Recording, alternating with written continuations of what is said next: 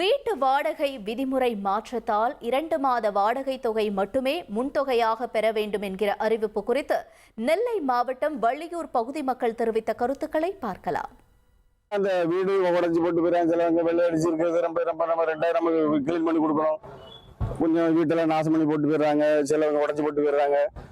அது ஒரு 6 மாதம் டெபாசிட் வாங்கிட்டு நம்ம அந்த குடி வச்சா தான் அது அந்த வீடு நமக்கு கிளியராக இருக்கும். அதுதான் நம்மளுக்கு வீட்டுக்காரங்களுக்கு ஒரு சேஃப்டி. 2 மாதத்துக்கு தான் அட்வான்ஸ் வாங்கணும்னு சொல்லியிருக்காங்க. அது முடியாத காரியம். ஏன்னா குறைஞ்சது ஒரு 6 மாதம் அட்வான்ஸாக வாங்கணும். ஏன்னா சப்போஸ் அவங்க வாடகை தரலாட்டும் அதில் இது பண்ணிவிடுவோம். சப்போஸ் ஏதாவது டேமேஜ் பண்ணிட்டு போனாலும் அதை பராமரிக்கிறதுக்காக எங்கள் பாதுகாப்புக்காக வீட்டுக்காரங்க ஒரு 6 மாதத்துக்கு அட்வான்ஸை கண்டிப்பாக வாங்கி தான் ஆகணும். அதுவும் குறைஞ்சி வாங்கிலாம் பிரயோஜனமே கிடையாது.